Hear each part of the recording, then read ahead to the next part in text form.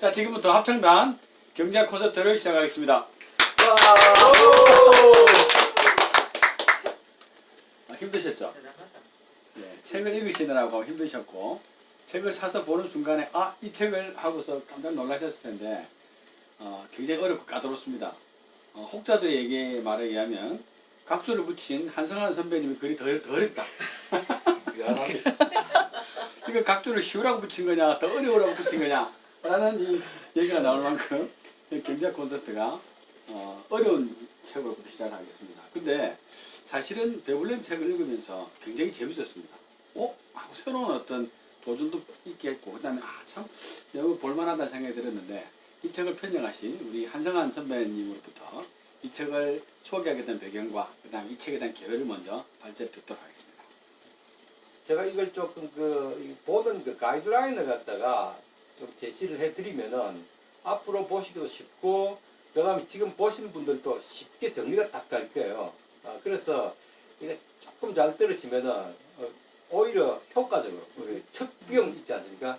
빠른 길, 빠른 길로 이제 가는 거니까 정도로 가면 빠른 길로 가는 거죠.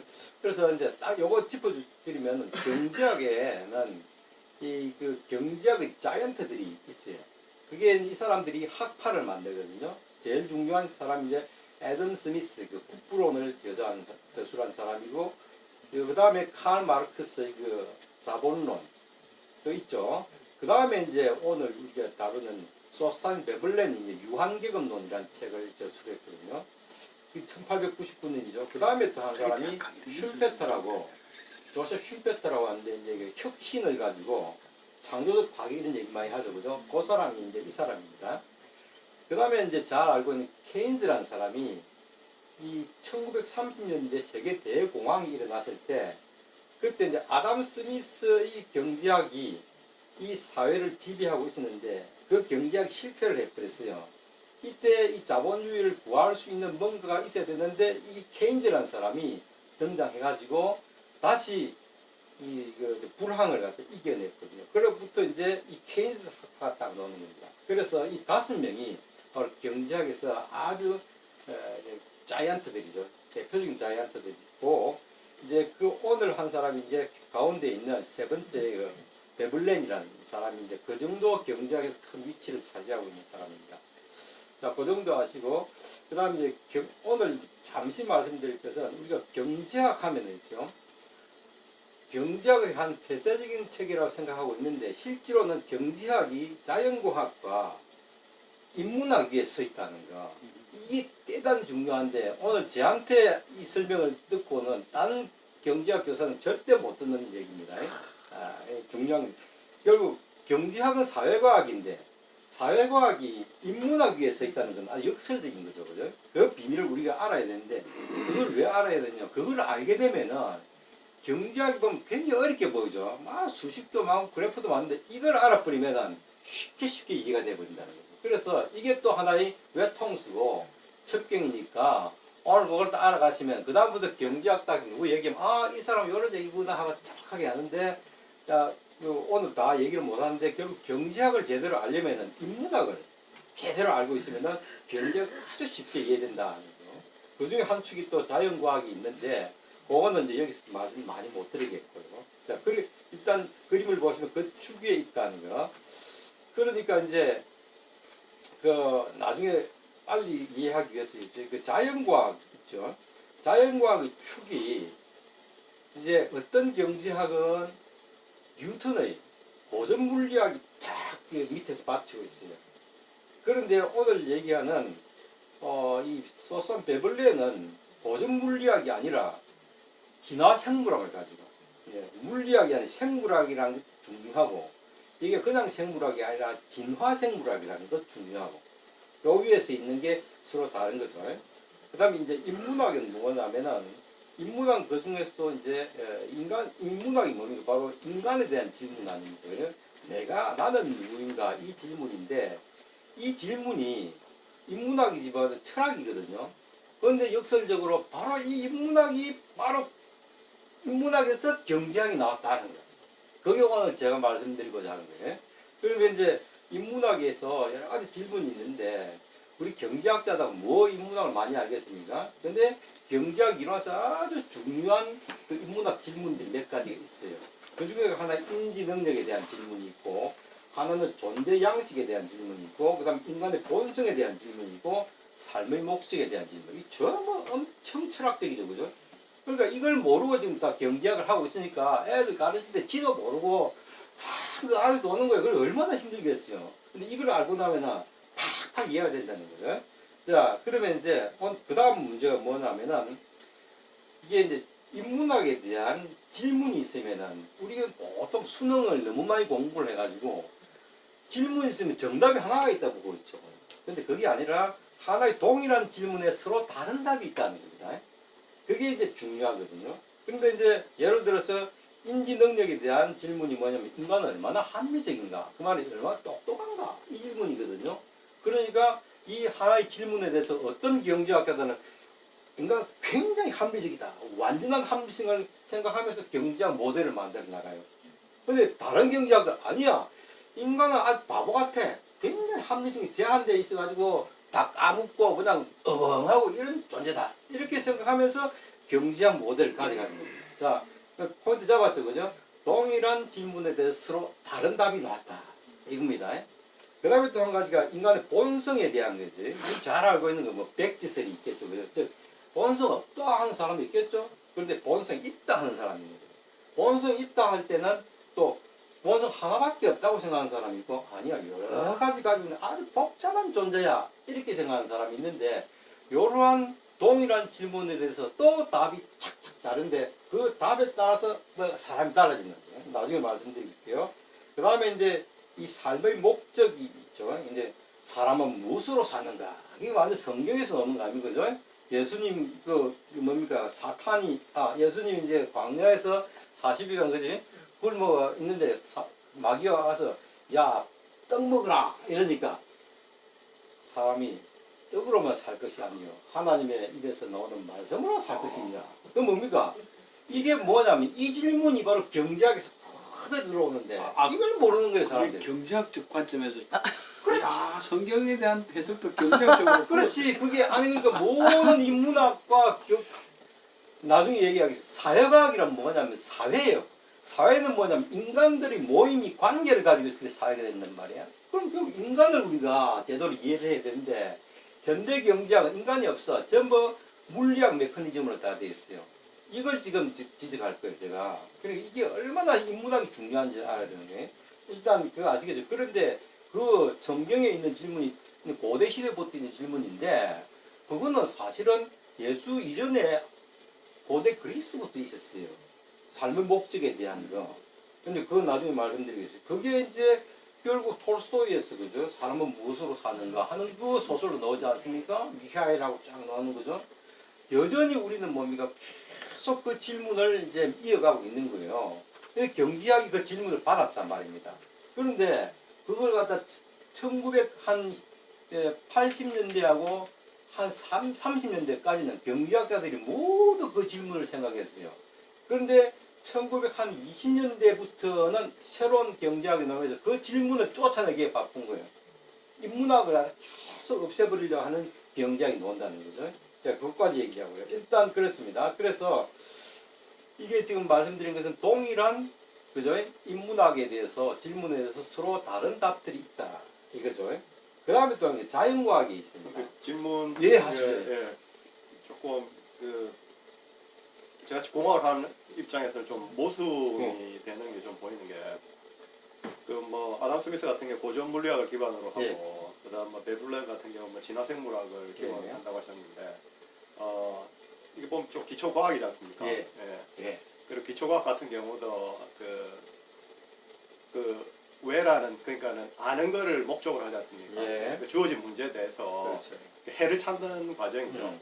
그런데 보통 이제 기초과학 같은 경우에는 해를 찾을 때, 그러니까 뭐 수학이 가장 대표적이죠. 물리학도 대표적인 게, 일단은 그러니까 그 솔루션, 해가 존재하느냐를 먼저 예. 증명하고, 예. 그 다음에 그 해가 유일하는가를 증명을 한 다음에 그거를 해가지고 이제 그렇죠. 예. 이론적으로 만들어가는 과정인데, 예. 그 이제 그걸 기본으로 했는데 경제학 같은 경우에는 근데 주어진 문제에 대해서 다양한 해가 있을 수 있다고 이야기하는 자체가 예. 그걸 어떻게 이 상반적으로 이해를 해야 될지. 그렇죠. 그러니까 그게 뭐냐면은 아까 말씀드리겠는데 결국은 이 인문학과 자연과학의 관계 설정의 문제거든요. 그러니까 이제 나중에 말씀드리는데 아주 말씀드리죠. 그러니까 인문학 지금 얘기했죠, 그지? 자연과학을 가지고 사회를 지금 바라보는 거 아닌가요? 그죠? 그래서 아까 고전 물리학을 가지고 사회를 바라보는데 이게 뭐냐면 자연주의가 되는 거죠. 그러니까 사회는 인간들의 어떤 관계인데도 불구하고 경제학에서는 계속 물리학이나 생물학 그 자체로 환원을 시켜버리는 게 문제죠. 그러니까 이게 사회, 소사이어티하고 생물체는 서로 다른데도 그럼에도 불구하고 경제학자들은 그런 그 자연과학 기반이 서 있는 게 현실이죠. 그 관계를 내가 말씀드릴게요. 일단 아주 좋은 질문인데 저 질문을 안 하는 거예요, 지가. 저렇게 중요한 질문을 이 경제학자들이 안 하는 거예요. 정말로 좋은 질문다. 정말로 이 질문을 안 해가지고 결국 환원주의에 빠져버리는 거예요. 왜? 사회를 자연으로 그냥 오인을 해버리는 거예요. 그러니까 이제 책을 보면은 우리가 아담 스미스부터 이런 사람들이 물리학을 물 기반해서 만들어진 경제학이 경제학으로 해결되지 않는 부분들도 물리학에다 억지로 끼워 맞춰서 그렇지. 물리학으로 생긴 현상이 A에서 Z까지 간 기본이면 경제학도 거기에다 틀에다 끼워 맞추다 보니까 그렇죠. 무리수가 생기고 네. 거기서 해석할 수 없는 것들을 이렇게 무리하게 집어넣는 그렇죠. 그런 오류가 생겼다는 얘기죠. 그러니까 사회는 인간들이 모인 집단인데 요거는 동물들이 모인 집단하고 다른데도 불구하고 19세기부터 있죠. 여기 나왔을 때요. 18세기, 19세기부터 경제학자들이 가장 열망했던 것이 경제학의 과학화입니다. 사이언스가 되는 거예요. 사이언스가 되기 위해서는 뭐가 되게 되냐면 자연과학의 어떤 비비면은 제일 인정을 받는 거죠. 거기서 제일 먼저 시동을 건 사람은 애덤 스미스입니다. 애덤 스미스가 그때 뉴턴의 그 물리학이 나오면서 이 만유인력 법칙을 가지고 딱 보니까 그 만유인력 법칙이라는 건 기계론적 우주관이거든요. 그러니까 기계처럼 착착 움직이 간단 말이에요. 자본주의도 바로 이 기계와 같다고 생각합니다. 그 결과로서 애덤 스미스의 국부론이 나왔습니다. 이제 물론 스미스는 거기서 약간 다르게 봤는데도 그 다음부터는 이제 밀어붙이는 거죠. 그 구학들이. 그게 이제 조금 더 설명되고 일단 중요한 것은 우리 최 교수의 질문은 아주 중요한데 자연과학의 기반 위에 서 있지만은 자연과학과 사회과학은 다름에도 불구하고 지금 현대 경제학자들은 자연과학으로 사회를 자꾸 보려고 하는 그 오류가 있다는 거예요. 또 오류가 있는데 그걸 지금 이 새로운 경제학자들이 그 잘못됐다고 보고 있는 거예요. 지금 최 교수 얘기한 것이 바로 맞는 거예요. 너 잘못되지 않느냐. 그렇게 보면 안 된다는 거예요. 네. 그 다음에 이제 그 자연과학적 기반에 대한 문제고, 이제 자연과학적 질문이 있겠죠. 그죠? 자연과학에서 제일 중요한 게 우리에게 가르친 인과관계 아닙니까? 결과가 있으면 무슨 원인이 있는데, 그 전에는 원인에 대해서 얘기 안 했죠. 비가 오면, 비가 오는갑다. 아픈갑다. 맨날 그렇게 차고 지냈는데, 그 다음부터 왜 아픈가에 대해서 이제 생각을 하고 있는 게 자연과학이 우리에게 가장 중요한 유산이거든요. 그게 이제 경제학에 이제 들어오는데, 문제는 이 경제적 결과에 대해서 원인이 하나나 몇 가지나 이걸 가지고 이제 싸우고 있는 거죠. 네. 결과가 있는데 하나는 원인이 하나밖에 없어 이렇게 보는 이 일원론, 모니즘이라고 합니다. 일원론적 관점이 있고 또 똑같은 질문에 대해서 아니야 원인은 다양해. 이 원인들이 여러 가지 원인이 서로 상호작용하고 복잡하게 얽혀가지고 다시 피드백되면서 그래서 새로운 결과를 하나 만들어냈다. 이렇게 이걸 갖다 총체론이라고 합니다. 홀리즘. 그러니까 총체론은 원인은 다양하고 그것이 원인들이 상호작용하고 그 다음에 이 상호작용한 결과가 원래 원인을 다시 피드백하는 거. 이 전체. 그러니까 인생살이가 이렇게 일론론적으로 설명하면 아주 클린하죠. 아주 아름다운 소설이 나오는 거예요. 죄송합니다. 여기서 제가 간섭 좀 하겠습니다. 너무 오래 길어지시면은 패널들이 이렇게 힘들어하기 오케이. 때문에 알겠습니다. 이제 베블린의 책에 대해서 네. 이제 경제학 원론에 얘기를 하셨으니까 베블린 책으로 좀 적고 조금만 세밀하게 들어갈 수 있도록. 알겠습니다. 그러니까 이게 뭐냐면 오슬레이터에 또 제가 지금 이게 왜 말씀드리냐면 바로 베블렌이 빨리 넘어갈게요. 이제 알겠죠? 그 다음에 이제 또 그래서 이게 인과관계 도식화한 게 5번 글이에요. 그러니까 이제 일원론적 사고는 경제적 결과에는 경제적 원인 하나만 있다고 보는 거죠. 그림을 딱 그려놨죠. 그 다음에 또 뭐냐면 정치와 경제 사회는 서로 분리돼서 서로 고립되어 있다고 보는 거예요. 또 경제학은 경제학도 공부해야 되고 정치학은 정치학 지 마음대로 가야지. 정치학이 경제학에 개입하면 안 되고 경제학도 정치학에 개입하면 안 된다는 그림이에요. 이게 그게 그때부터 이제 분화가 된 거예요. 그 그림이고 그런데 이제 밑에 총체론이라는 것은 그게 아니라 서로가 저 연결되어 있는데 분리할 수 없다. 즉 사실과 가치를 우리가 분리할 수 없고 객관과 주관을 절대 분리할 수 없고 서로 동전의 양면으로 딱 붙어 있는 거다. 그래서 분리하는 즉시 굉장히 논리는 클리어하지만 그 다음부터는 과학이 아니게 된다. 니들이 과학이라고 생각했지만 그 자체가 오히려 과학이 아니다. 이런 거죠. 자, 요게 이제 된 거죠. 그래서 쭉 이제 6번이 그 전체를 다 이렇게 이제 이렇게 요약하면은 뭐가 됐냐? 이제 결론 내리겠어요. 동일한 질문에 대해서 서로 다른 인문학 답이 나왔죠. 동일한 질문에 대해서 서로 다른 자연과학이 나왔죠. 이 서로 다른 답에 대해서 한 파가 있고 또 한 파가 있으면서 경제학파가 만들어지는 거죠. 경제학파가. 자, 그 말은 뭐냐면은 아까 봤죠. 하나의 경제 현실을 가지고 우리는 하나의 관점만 있다고 생각하지 말고 서로 다른 관점이 있다는 거죠. 경제학파, 그러니까 기독교에서 뭐 감리교, 침례교 있듯이 다 있죠, 그죠? 그 다음에 불교에도 무슨 천태종, 조계종 있듯이 하나의 경제를 보고 서로 다른 해석을 하지 않습니까? 경제학에서도 이렇게 이 학파가 있는데 제가 말씀드린 것은 바로 경제학 학파는 그냥 경제학의 학파가 아니라 기본적으로 인문학에서 나온 학파라 이걸 아셔야 됩니다. 그래서 인문학을 제대로 공부하고 있으면 경제학파 이게 싹 다 이해되는 거죠. 자, 이제 됐죠. 그래서 넘어갑니다. 그래서 7번이 대부분 책에 대해서 좀 더 아니, 디테일하게 들어가셔야 그래야 다음 얘기를 진행하는데 계속 지금 그렇게 들어가려다가 또 빠져나오고 그렇죠. 들어가려다가 빠져나오고 자, 그래서 조금만 기다리세요. 그래서 이제 밑에 놓은 게 이제 저 7번이 이제 지금까지 한 얘기죠.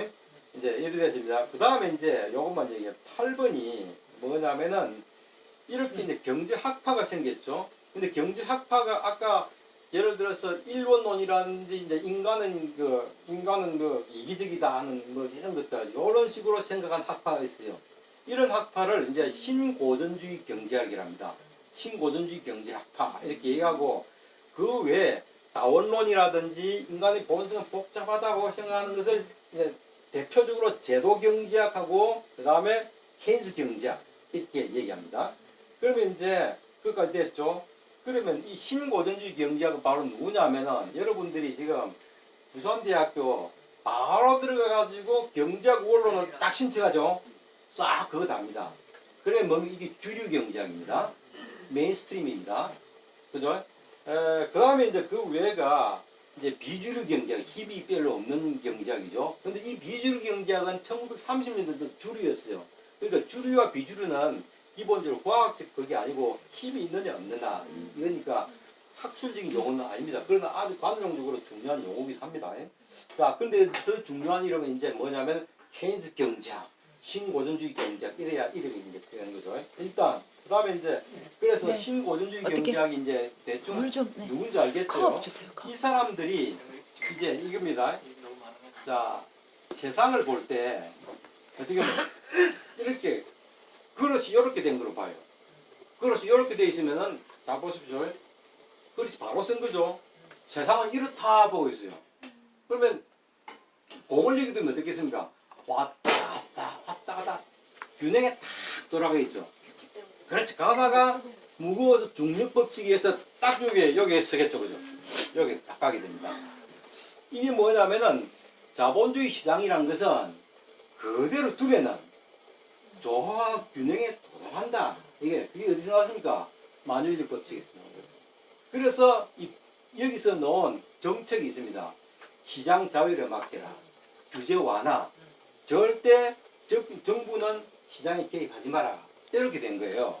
이제 훨씬 쉽지 않습니까? 그죠? 네, 이제 쉬웠으니까 다른 그러니까- 사람도 할 말 많으니까. 그러니까 요것만 하면 돼. 그러니까 그 다음에 그 외에 비주류 경제학자들은 세상을 그릇이 거꾸로 있었다고 보고 있어요. 그죠? 그러면 공을 여기 두면 어떻게 생각해요? 끊임없이 밑으로 내려가겠죠? 그 균형에서 자꾸 이탈하기 때문에 누군가 균형을 받쳐가지고 위에 올려야 된다고 보고 있어요. 그 말은 뭡니까? 시장이라는 것은 기본적으로 굉장히 불안정하고 불평등하고 아주 문제가 있는 그 시스템이기 때문에 누군가 개입을 해가지고 올려야 되는 거야. 그걸 정부가 반드시 개입을 하지 않으면 시장은 우리를 망친다 이렇게 생각하는 거예요. 이제 그겁니다. 자, 그러면 이제 네. 배불렌이 자, 누구냐? 이제 배불리 나오면은 이제 배불리는 얘기는 흥림하지 마시고 다른 사람에게 배불리 얘기를 넘기겠습니다. 발언권을 박탈하겠습니다. 배불리 얘기를 해달라 그랬더니 경기는 아 근데 이거를 이해를 해야지. 그치. 모르면 아니, 그래, 그- 원래 끝까지는 봐야 된다. 그래. 아니 지금 아니, 얘기하면서 그게 또 베벨렌 나오지 않을까요? 얘기하면 나오니까. 예. 아니다, 그래도. 배불른 아, 그럼 듣고 싶으신 싶어요. 그러면은 계속 해야 돼요. 아 그러면 계속 해야 아니 돼요. 지금 있잖아. 요렇게 사이드하고 요 사이드하고 수준이 달라가지고. 수준이 달라. 예. 수준이 아니 달라가지고. 여기만 보시면 여기 너무 지금 모범생들만 앉아 계시고 여기는 지금 막 그냥 감탄이 넘쳐. 감탄이 넘치는데 우리는 이제 완전 왔어. 지금 왔어. 지금 해야 돼. 이제 아 그럼 정리해야겠네. 시간이 있으니까. 아니 네네네. 아 예. 알겠습니다. 이게 빠를 거예요. 그러면은 아 이게 빠를 거예요. 네네네. 굉장히 아 빠를 그럼 네. 조금 아, 유튜브 보시는 독자 수준도 예를 들어. 아 그래요. 알겠습니다. 아, 네네. 생김 수준을 맞추면. 일단 배불른까지만 듣고. 예, 네. 배불른 아, 이제 이뭐 보니까 오늘 쭉 빨아대는데 난리 났다 이 아줌매들 이거. 지금 그러니까 완전 이제 왔다 이제 왔다. 배불렌 들어갑시다. 그럼 오늘 편할 필요 없다 그냥 막 아니 그냥 이거 저 근데- 김장 콘서트 김장 강의다 그냥. 아니 이거 끝날 거예요 이제. 그러니까 이제 배벌렌의 족보가 이제 들어가야겠죠. 배벌렌이 바로 주류 경제학이 아니라 비주류 경제학에 쓰는 거예요. 그럼 거꾸로 봅시다. 배벌렌이 그러면 세상을 어떻게 봅니까? 요리 보는 겁니다. 예, 이렇게 봅니다. 그러니까 세상은 자본주의 경제라는 것은 불평등과 불균형, 불확실성으로 가득 차 있다. 이렇게 보겠죠. 욕망 머리가. 그렇죠. 그러니까 공부하지 이 사람은 그러니까 봤죠. 이게 세상이란 것은 불확실하다는 거예요. 진화한다는 거예요. 진화. 즉 진보하는 것이 아니라 진보라는 것은 뭐냐면은 목적론이라고 하는데 가만히 놔두면 참 좋은 데로 간다는 거예요. 그런데 그거 아니다. 그거 알지? 세상은 불확실하다. 어디로 갈지 모르는 것이다. 진화하는 거예요. 그러니까 이 사람은 바로 어디에 쓰는 진화 생물학에 기초한 거예요. 그러니까 오늘 책 읽어보니까 진화 얘기 많이 나올 거예요. 이 사람이. 바로 그래서 그런 거예요. 그 다음에 또 이 사람이 또 뭐냐면 보십시오. 합리성은 인간은 굉장히 제한되어 있다고 본 거죠. 왜 그런가? 인간은 죄송합니다만 여기 이제 기독교인들이 많을 텐데 인간은 신의 창조물이 아니라 바로 그 자연에서 뿌옇 진화돼 가지고 멍청하고 이런 거예요. 그런 겁니다. 그러니까 근데 주류 경제학자들은 뭐냐면은 인간은 굉장히 합리적이다. 왜? 신의 그 창조이기 때문에 그러니까 모든 사람이 합리적이니까 시장은 어쩔 합리적으로 되는 거예요. 근데 이 사람은 볼 때 사람들이 멍청한데 어떻게 인간이 이 세상이 합리적으로 될 것이나 이렇게 된 거죠. 근데 그렇게 이제 된 겁니다. 이제 그래가지고 이제 쭉 가면은 이제 그래서 넘어가면 그래서 이제 여러 가지 보면 제일 책 앞에 어떻게 됐습니까? 본능, 그죠? 본능, 제도, 기술 막 이렇게 나오죠. 이거는 뭐냐면 세상의 변화를 하나의 원인으로 보지 않고 다양하게 보겠다는 거죠. 여러 가지 요인들이 상호작용해가지고 자본주의가 진화한다 이렇게 보는 겁니다. 그래서 그 관계를 가지고 이제 정리하시면 될 거고, 그 다음에 또 아까 보면 그 진보하지 않고 진화한다는 그 얘기 나올 거예요. 왜냐? 진화 생물학에 써 있는 거죠. 근데 아까 뉴턴의 물리학에 써 있으면은 세상은 그냥 기계적으로 진보하게 돼 있어요. 가만히 놔둬도 지키려고 가게 돼요. 그건 일반 균형이라 하거든요. 요거리 되고 그 다음에 한 가지가 이 소비 이제 그 마지막에 나올 거예요. 소비를 할 때 그래요. 이 아까 주류 경제학 입장에서는 인간은 굉장히 합리적인 존재죠. 합리적인 존재이기 때문에 소비를 할 때 아주 계산을 잘해가지고 합리적으로, 실용적으로, 경제적으로 소비한다. 주체적으로 소비한다고 보고 있는데 이 사람은 아니다. 인간이란 것은 아주 그 멍청하고 그 다음에 합리적으로 생각하지 않고 이 사회라 남을 생각하면서 자꾸 눈치를 보면서 소비한다는 거예요. 그러니까 이제 이 사회라는 것은 뭡니까? 나 타인이 있다는 거거든요. 내만 있는 것이 아니라 관계 속에서 행동하는 거죠. 그러니까 예를 들어 우리가 그 바지를 입을 때도 안 그러는 거 집에 가면은 옛날 바지 여기까지. 왜 그러냐면은 너무 디테일에 들어갔습니다. 무슨 말이냐면은 배불린에 대해서 소개하라 하면은 그냥 턱 던져주면은 지금 하는 얘기들이 토론되면서 질문 던져지고 제가 질문 준비한 것도 이렇게 해야 되는데 이게 지금 답이 다 나와버리면 아, 됐다. 얘기할 게 없어져 버려요. 네, 그래서 좋아 패널들은 좋아하지 얘기 다 해버리니까 질문은 안 들어가고 30분 내에 우리가 얘기를 할 이해가 기회도 안 되잖아. 네, 그랬어요. 예. 예.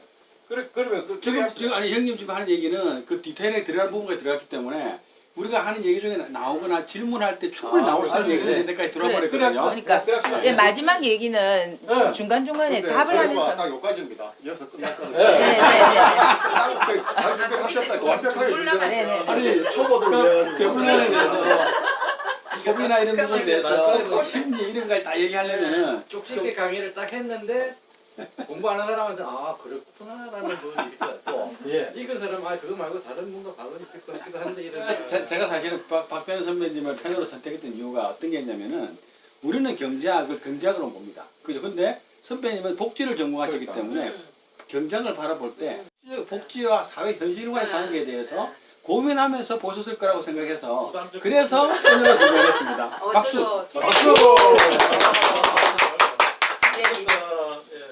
사실 경제학에 대해서 아무도 모르는 제가 이 책을 통해서 경제 현상에 대해서 좀 더 많이 알게 됐다는 것에 대해서는 좋은 번역서를 출간해 줘가지고 또 공부하게 해서 한상 교수한테 먼저 감사함을 전하면서 이 책 읽으면서 그 사실 굉장히 좋았던 것, 그러니까 내 생각과 일치하는 점이 있어서 좋았던 점도 있고 또 반면에 이 데블렌의 주장에 대해서 약간 내가 생각하기에는 고개를 갸우뚱하게 하는 점이 있었어요. 그래서 먼저 내 생각 일치했던 점에 대해서 먼저 얘기를 하고 나중에 이 데블렌의 주장에 대해서 약간 고개를 갸우뚱하게 하는 그 점에 대해서 내가 얘기를 할게요.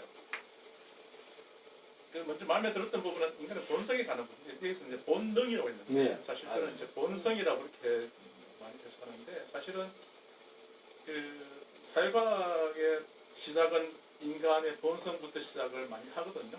저도 책 쓰게 되면은 인간의 본성에 대해서 얘기하고 사실 사회복지도 인간의 본성을 어떻게 보느냐에 따라 가지고 완전히 정반대의 사회복지가 나오거든요. 내가 1학년 처음 들어오면은 1학년 사회복지 개론 첫 시간에 내가 인간의 본성에 대해서 어떻게 하는지 그것부터 시작을 해요.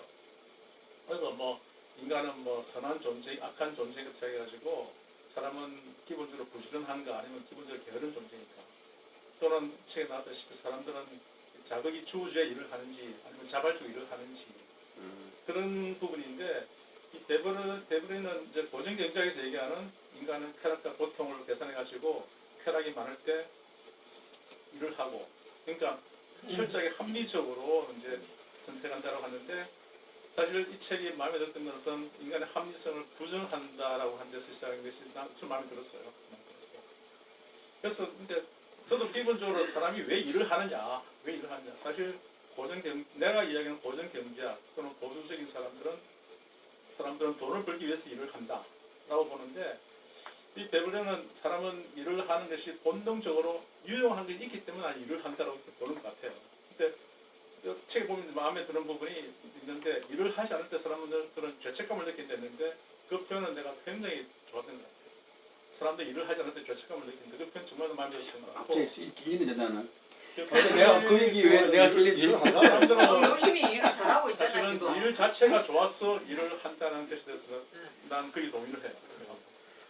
두 번째는 제작 본능이란 말이 나오는데 이것도 사실 인간의 본성과 아주 같은 맥락이라고 보거든요. 이 제작 본능도 저는 기본 동의하는 편인데 사람들은 사실 제작 본능, 그러니까 워크맨십이라고 나와 있는데 사실 농부들은 곡식 잘하는 것에 있어서 만족을 얻거든요. 저도 텃밭에서 메라신 거 가지고 곡 자라는 거 보지만 만족을 얻고 또 자동차 수리공은 수리하는 차가 잘 굴러가는 거 보고 만족을 얻고 사실 우리 같은 뭐 교수들은 훌륭한 강의를 하고 학생들 뭐 책에서 마찬가지지만 학생들 반응이 굉장히 좋은 반응이 있으면은 연구실 가면서 회심의 미소를 지으면서 아 내가 오늘 잘했구나 그 제작 본능이 있거든요. 그래서 이 다 제작 본능인데 아 나 이 부분도 굉장히 좋고 그다음에 이제 어버이 성장이라는 말이 나오는데 이 용어도 굉장히 마음에 들어요.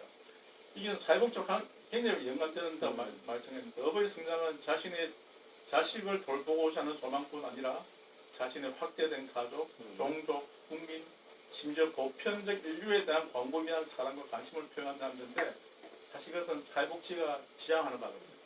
사회복지가 지향하는 이타적 인간과 완전히 맥락 같이 하는 점이 있어가지고 이 부분은 내가 다음에 지금 책을 쓰고 있는데 그 부분이 충분히 인용할 수 있는 그런 부분인 것 같아요. 그래서 이 베블레는 한 세대가 다음 세대의 삶을 의도적으로 더 어렵게 만들고 사는 것이야말로 비열한 비인간적 행위라고 말했다.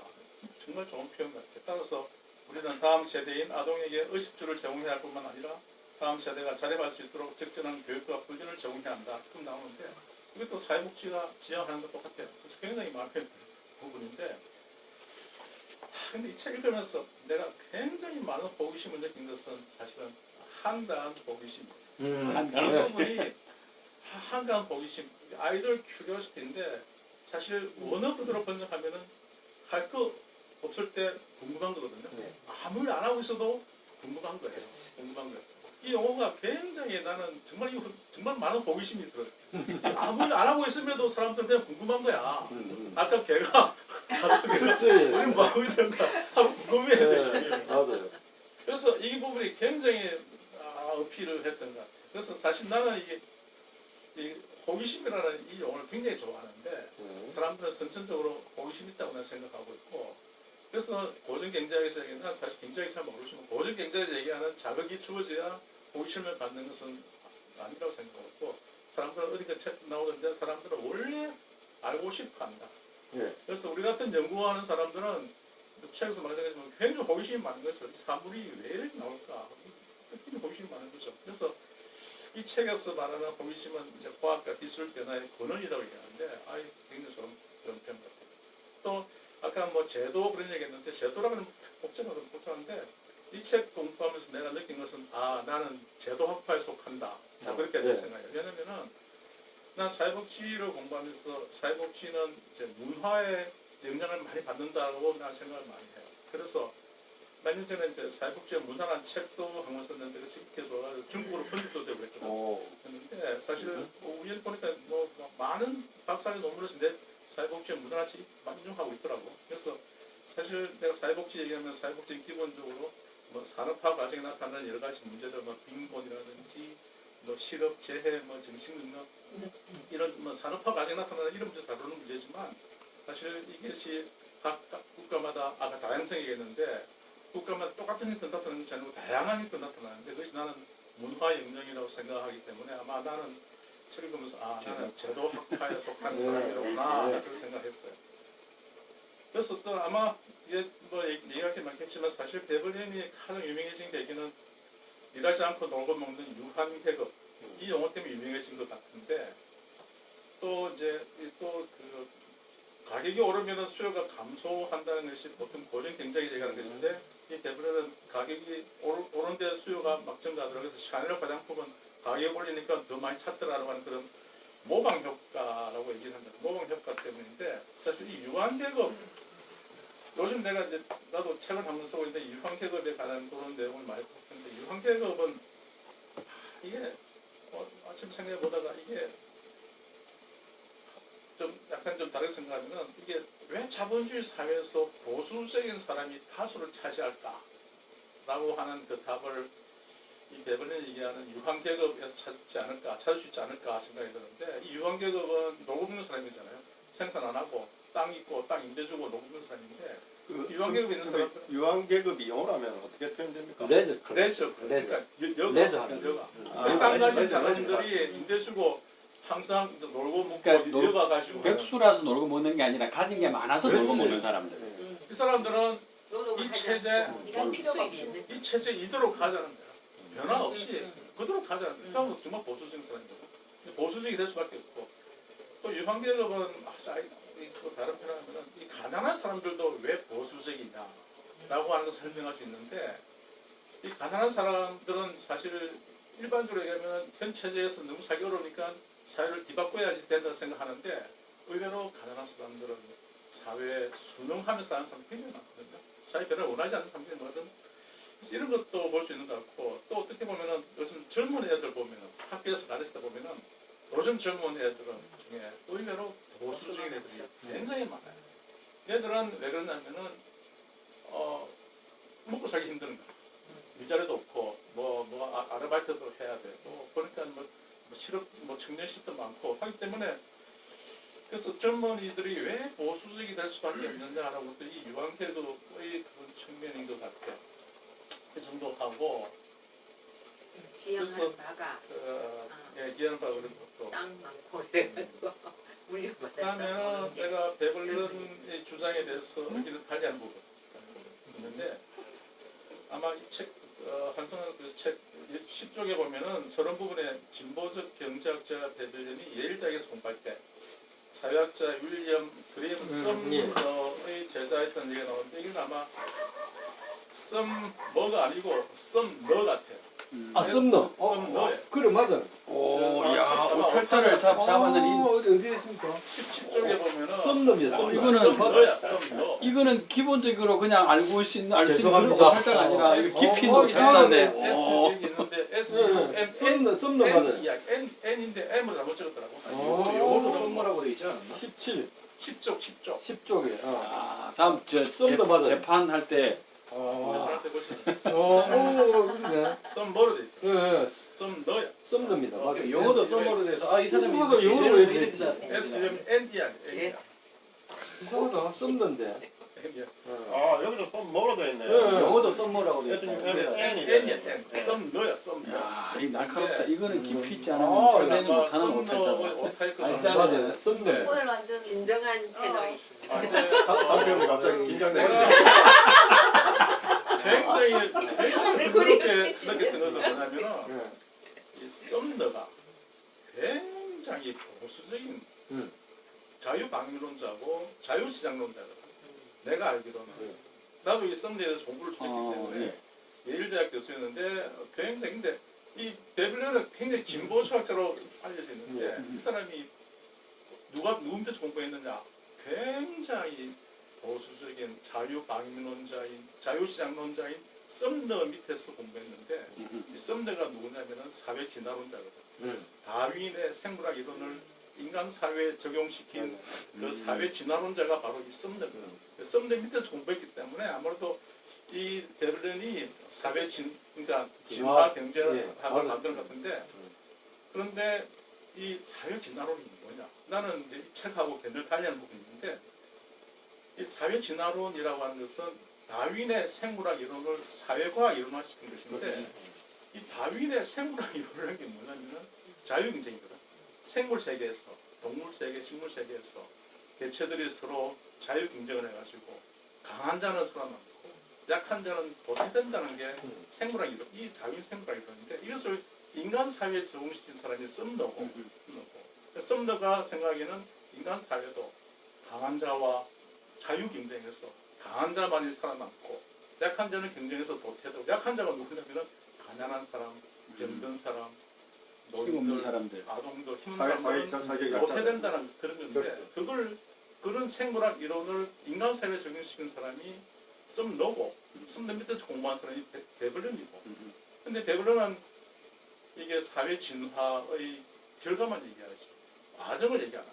내가 볼 땐 그런데 과정을 이 책에서 나는 과정을 찾아보는데 근데 그 과정은 강자는 살아남고 약자는 패배하는 과정 그 과정 그것에서 나타나는 뭐 소득 불평등이라든지 탈법부터 시작해서 뭐 힘겨루기 뭐 여러 가지. 힘겨루기에서 약자는 그냥 도태된다든지 그런 과정에 대해서는 이 베블런은 얘기를 안 하고 결과만 얘기해요. 그 결과로 나타나는 기술 발전만 얘기하는 거예요.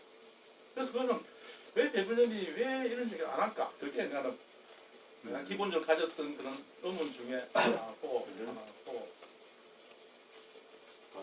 그래서 그리고 또 하나는 이 베블런이 모방 효과를 얘기했는데 생각하다가 이 모방 효과라는 것이 이제 보전 경제학에서 얘기하는 수요와 공급이 정확하게 이제 일치인데 그러니까 균형이 된다는 것이 수요와 공급이 균형을 다 이룬다라고 하는 것인데 그래서 가격이 오르면은 잘 모르는 가격이 오르면은 사람들이 가격 오르면 물건 안 산다는 얘기인데 가격이 올라도 샤넬 뭐 벤츠 가격 올라도 뭐 과시욕이 있어가지고 하는 것인데 이제 모방 효과 때문에 배불린 유명했던 배불린이 이게 이 모방 효과가 앞으로 4차 산업혁명 시대에 있어서 또 적용될까라는 그런 생각이 좀 아, 이 유영민 선배님 모셔야 되는데 그죠? 4차 그때 산업혁명 시대에 몇을 볼수 있을까 그런 생각인데 이거 들으신 거예요. 근데 이게 사실 이래 우리 와이프는 백화점 한 번씩 가요. 이렇게 신세 백화점 한 번씩 가더라고. 가가지고 고가의 물건을 사러 가는 것이 아니고 아이쇼핑하러. 사진 찍으러 가요. 그렇죠. 예. 사진 찍으러 가가지고 실물 사진 보는 딱 찍어가지고 집에 와가지고 인터넷 주문하고 또뭐 그다 고가 살 필요 없으니까 그때 살 돈 없으니까 그다음 난다면은 그 비슷한 짝퉁 찾기 해가지고 광고 시작하더라고. 그래서 이게 모방 효과가 이게 앞으로 이 4차 산업혁명 시대에도 적용되는 것일까라는 그런 궁금증이 들었어요. 근데 내가 배불린에 대해서 불만인 것은 사실 배불린에 대해서 아까 인간 본성에 대해서 얘기한 것은 난 전적으로 다 동의하는데 배불린은 경제 현상을 분석만 했고 대안이 없는 대안이 문제점만 많이 나열하는. 네. 문제점만 그거 안 했다더니 그냥. 문제가 있고 저거 문제가 있고 뭐 이야. 분석을 열심히 하는데 이게 대안을 제시하지 못한 것이 또 내가 사회부 공부한 사람으로서 내 공부한 주제가 소득 불평등인데 이 진보적인 경제학적 대표들이 불평등에 대해서는 얘기 안 해요. 물론 다른 책에서 얘기하고 했는지는 모르겠는데 어쨌든 이 책에서는 불평등에 대한 것이 없어가지고 그래서 내가 이 책만 읽고 나 느낀 것은 대표님이 진정한 좌파 경제학자인가라고 하는 그 의문이 그러니까 다른 책은 알고 봐서 모르겠는데 이 책만 보면은 이 베블린 좌파 경제학자 맞나 그런 생각이 들었어요. 근데 아마 이게 베블린 보니까 베블린 72살 때던 1929년 8월 대공황이 오기 직전에 이제 죽었다고 돼 있는데 이 대공황은 1929년 10월 24일 뭐 정권 시장 폭락이 시작됐는데 아마 2달 전에 죽었는데 베블린이 아마 어쩌면은 이게 70세 같으면 사회과학자가 정말 경륜으로 가득하실 때 죽었는데 이 대공황 시기까지 살아있다 그러면 아마 모를 수 베블린이 대공황 시기에 케인스 같이 아까 케인스가 대공황에 처방을 내렸듯이 베블린도 어떤 대안을 제시했을런지도 모르겠다는 싶은 생각이 들었어요. 그렇죠. 그 앞에 그런 공간 같은 게 없고 그죠? 쭉 그냥 쭉 로망을 따라가는 그런 길이라서. 이제 마지막 마지막인데 이 베블린 책을 읽는 동안 이제 이게 그 책 제목이 냉소와 미소잖아. 냉소와 미소가 뭘까? 혼자서 그렇죠. 예. 나도 질문을 할 겁니다. 내가 볼 때는 베블린 눈 두 개 중에 하나는 냉소적인 눈이고 하나는 미소에 가득 찬 눈이지 않았을까 그런 생각이 들었고 예, 미소 그러니까 냉소의 눈은 수요와 공급은 항상 균형을 이룬다는 고정 경제학에 대해서 사회를 진보하게 하는 기술과 소비를 얘기하면서 고정 경제학파를 아주 냉소적으로 바라보는 그런 냉소의 눈 하나 있고 미소의 눈은 베블린 자신의 논리적인 주장에 대해서 이 고정 경제학파가 당혹해하는 모습을 보고 미소를 짓고 또 내 의견에 추종하는 내 의견이 맞다라고 좋아하는 그런 독자들을 보면서 미소에 띄는 눈으로 한쪽 눈을 보는 것이 아닌가 그런 생각이 좀 들었어요. 감사 박수.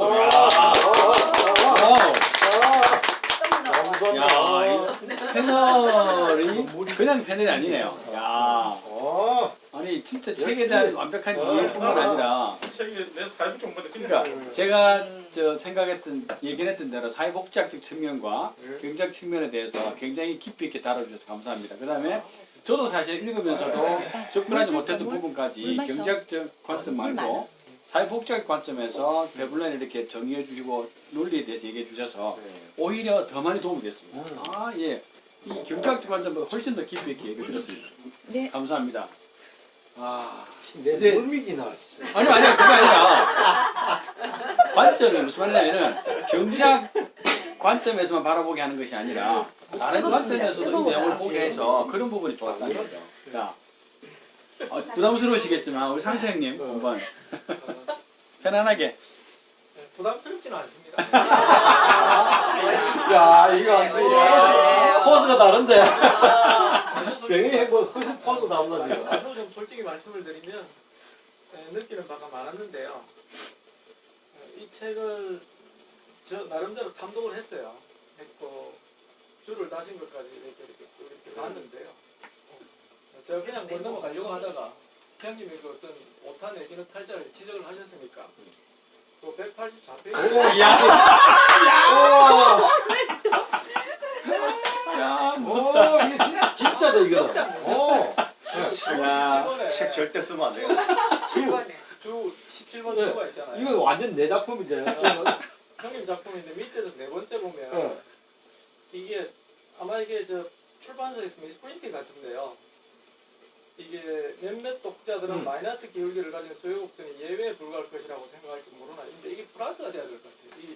이 그런데 와 이러지. 형님이 잘못된 게 아니고 이게 만약에 진짜라면 큰 이게 에라예요. 어우, 이거 완전 반대로 해놨네. 야, 그 각주의 그런 부분까지도 캐치해냈다는 아니, 말씀이죠. 이 야. 출판사가 좀 문제가 이 지금 출판사들 아니, 엄청 마음에 안 들을 때다. 무슨 말이냐면 중요한 거는 사람들은 그 내용을 보고 아, 그런가 보다 하는데 상태님 이거 말 잘못했다. 무슨 말이냐면은 전작을 조금 보고 그러니까. 이걸 보면 야. 이게 논리를 따라갈 수 이상하다. 없어요. 요거는 정말 진짜 오늘 패널 대박이다. 훌륭한 팬들이네.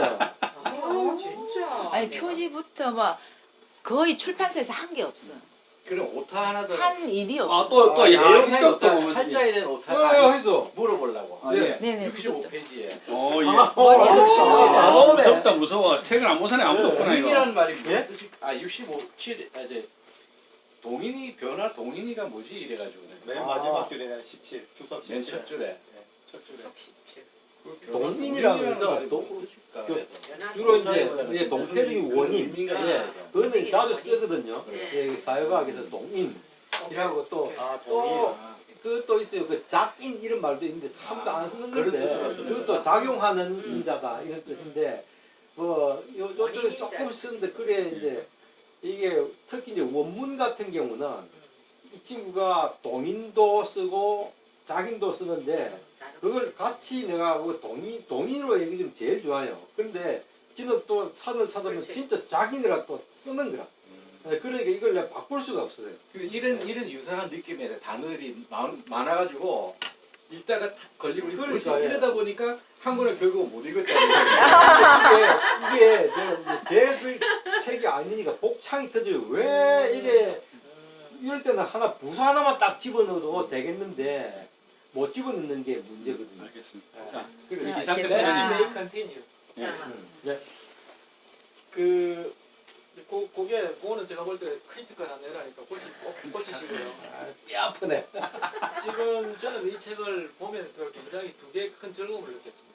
그걸 이제 간단하게 말씀을 드리면 하나는 제가 한 10년 전인가요? 사실은 데블린을 한번 본 적이 있어요.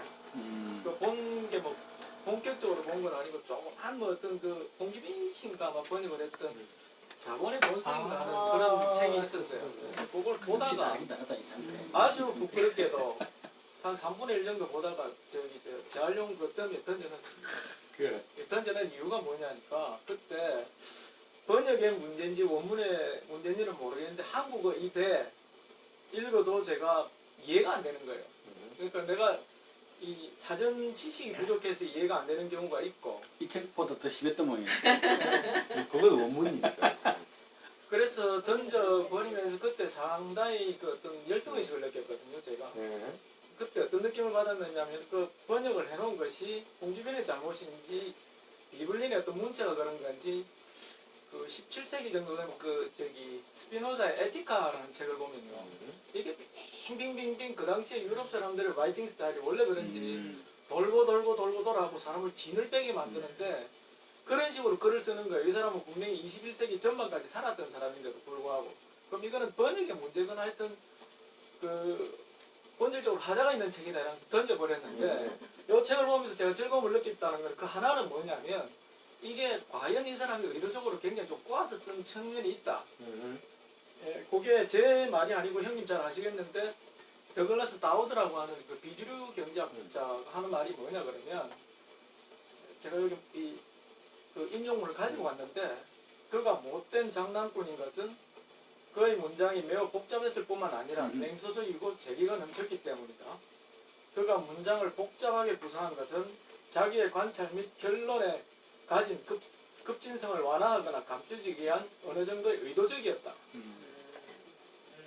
그는 진지한 사회 비판이라는 것은 유머라고 하는 설탕을 입혔을 경우에만 삼킬 수 있을 거라고 생각해요. 그래서 그가 남긴 글의 대부분은 참으로 독창적이긴 하지만 그가 마르크스주의의 문헌을 진지하게 읽지 않았어도 그럴 수 있었을지는 의문이다. 그 이야기는 뭐냐면 아 이게 내가 빠가가 아니었다. 과연 그때 내가 던져버린 게 내가 빠가가 아니었다. 그게 하나의 즐거운 측면이었고요. 또 하나는 뭐냐면 굉장히 이게 이제 이 본질적으로 제가 즐거움을 느꼈다는 게 저는 뭐 숱하게 이 책의 한 70%는 제가 상당히 딴지를 좀 걸고 싶기는 해요. 하지만 비블리언의 기본적인 어떤 생각에 내가 그 충격을 받고 좋아할 것 같은 어떤 느낌은 뭐냐 그러면 가령 이런 거예요. 지금 우리가 그 경제를 공부를 할 때 우리가 자본주의 그러면 통상적 책에도 나온 대로 토지가 있고 그 다음에 뭐 이게 여러 가지 그 자원이 있고 뭐 그런 게 있을 거 아니에요. 자본도 있고요. 그런데 이게 이제 여러 가지 뭐 그 당시 컴바인을 해갖고 돌리면 기업이 돌아갈 거고 이제 그게 나올 거고 이렇게 생각을 했는데 제도라고 하는 걸 이렇게 도입을 하거든요. 그런데 이게 마치 어떤 측면을 제가 보느냐면은 철학사를 보면은요 하이데거의 어떤 그 존재와 시간이라든지 이런 데 보면 그 존재에 대해서 어떤 그 개념을 혁명을 일으키거든요. 그게 무슨 말씀이냐면 지금까지 우리가 그냥 여기 있다 없다 라고 하는 거는 실제로 물질적으로 있다 없다 하는 걸로 이 온탈러지라고 그러는데 존재로는 그것은 끝이다 이렇게 생각했어요. 그래서 사람들 지금까지 쭉 이렇게 왔는데 하이데거는 뭐냐 그러면 있다고 하는 것은 분명히 그 어떤 상황을 전제로 하고 그 다음에 그게 어떤 의미를 전제로 하고 그러니까 가령 저기 멀리 우리가 모르는 먼 어떤 화성에 뭐가 있을 것이다 없을 것이다 하는 건 의미가 없고 이미 우리가 살고 있는 어떤 세계에 있다 없다 존재라고 하는 것은 어떤 이 서라운딩스를 이미 그 전제를 하고 우리가 존재를 들어가야 됩니다. 그래서 being in the world라고 그랬어요. 그러니까 세계 내 존재라고 그랬거든요. 경쟁을 하는 것 자체가 제가 스투피드하기도 과거에는 그냥 그 어떤 요소들을 어떻게 하면 되겠지 했지만 그 하이데거식으로 말하면 어떤 그 지평 뒤에 어떤 백그라운드를 생각하는데 그게 이 사람은 뭐냐 그러면 이 제도라고 하는 거를 도입을 한 것 같아요. 그래서 굉장히 어떤 그 존재론적으로 혁명에 가까운 어떤 그런 생각을 제가 했고 이게 이런 게 경제학이었구나. 저는 경제원론 정도 보고 학교 다닐 때 김일곤 선생님 그 경제원론 보고 말았는데 이게 굉장히 그러다 보니까 동태적으로 이렇게 점점 시간성이라든가 역사성이라든가 조금 그 하이데거식의 어떤 용어를 빌려서 말을 하자면 이분에게 있어서는 경제라고 하는 것은 또 경제를 이끌어가는 우리라고 하는 것은 역사 내에 존재할 수 있다. 그런 의미에서 굉장히 제가 좀 감동을 받았고 좋아할 수 있을 것 같다. 조금 더 붙이자면 이해가 잘 안 될 것 같아요. 조금 더 붙이자면 하이데거는 후설의 제자거든요. 후설이라고 하는 사람은 현상학을 이야기를 했어요. 그게 무슨 말이냐면 현상학의 중요한 어떤 개념 중에 하나가 지향성이라는 건데요. 의식의 지향성. 그러니까 어떤 의식을 한다 그랬을 경우에 의식이 있다 없다 그게 의미가 없고 의식이 이미 드는 순간에 무엇에 대해서 think는 이미 think about인 거예요. 그러니까 존재도 이미 존재하고 있다 없다 이걸 떠나서 이미 존재를 한다고 할 경우에는 여러 가지 의미의 그물망이 들어간다는 거거든요. 그러니까 경제도 그런 식으로 도입을 했는데 굉장히 저는 놀란 게 하이데거의 생각하고 이 비블린의 생각하고는 거의 굉장히 유사한 측면이 있어서 정말 저는 놀랐습니다. 그래서 그런 즐거움이 있었고요. 마지막으로 하나를 좀 덧붙이면 이 사람 사유의 폭이 굉장히 너무나 넓다고 하는 것은 뭐냐면 처음부터 끝까지 읽어보면요. 가령 지금 어떤 체계부터 시작해갖고 이야기 나오는 거는 이탈리아 공산당의 안토니오 그람시의 헤게모니 이론과 굉장히 비슷한 측면이 있을 거고요. 이 헤게모니 이론을 아까 가난한 자가 왜 이 사회에서 보수가 될 수밖에 없느냐 그러면 우리가 강남좌파는 이야기 많이 하지만 강북 우파라는 이야기 아시잖아요. 못 사는 사람이 더 보수적이고 하는 그 이야기는 안토니오 그람시의 그 헤게모니 이론을 보면 헤게모니는 상부구조 이데올로기나 이런 거를 갖다 밑에 사람들에게 동의에 의한 지배를 하고 있거든요. 무조건 뭐 이렇게 하는 게 아니고 선거라든가 동의에 의해 갖고 지배를 했기 때문에 굉장히 잘 살든 못 살든 간에 자기가 어떤 동의를 했던 어떤 정치 세력에 대해서는 아낌없이 서포트를 한다는 거거든요. 그런 건 아니지만 그래서 그런 것들을 생각하는 측면에서 보면 이 안토니오 그 당시 헤게모니 이론이 이게 녹아 있는 듯한 그런 느낌이 들고 또 하나는 이게 이제 우리가 그 유황계급에서 이야기하는 뭐 어떤 그 여러 가지 계층 간의 어떤 그것들이 이 부르디에라고 하는 프랑스 사회학자들의 상징 자본, 문화 자본에 대한 논의가 거기에 또 어떤 맹화 형태로 들어가 있고요. 그 다음에 기술의 발전에 따라 가지고 사회가 어떻게 변하고 하는 모습에 대해서는 그 발터 베냐민의 그 자본주의 그 다음에 예술에 관한 논문 중에 기술 복제 시대의 예술 작품이라는 작품이 있습니다. 그러니까 기술의 어떤 변화에 따라 가지고 예술이 어떤 형식으로 띄게 된다는 그런 그 논의에 그걸 또 선취하고 있는 듯한 그런 느낌도 들고 그 다음에 이 쿠온의 그 과학혁명의 구조라고 하는 보면은 이 파라다임 시프트라는 이야기가 있는데 이 보는 듯한 이 그 과학이라고 하는 측면에서 세상을 보는 듯한 이 시프트 되는 과정이 어느 날 갑자기 뭐 그렇게 갑자기 뭐 새로운 이론이 하나 팍 나오고 팍 바뀌는 게 아니고 이게 결국은 계급 투쟁일 수도 있다. 쉽게 말하면 능력으로 말하면 이렇게 쿠온의 논의도 분명히 들어가 있는 것 같고요. 그 다음에 그 우리가 다른 사람이 어떤 모방을 하고 이렇게 한다는 것은 그 르네 지랄의 그 상강 욕망이라고 하는 게 있습니다. 나의 욕망이라는 게 과연 나의 욕망이야 내 거냐 이거지.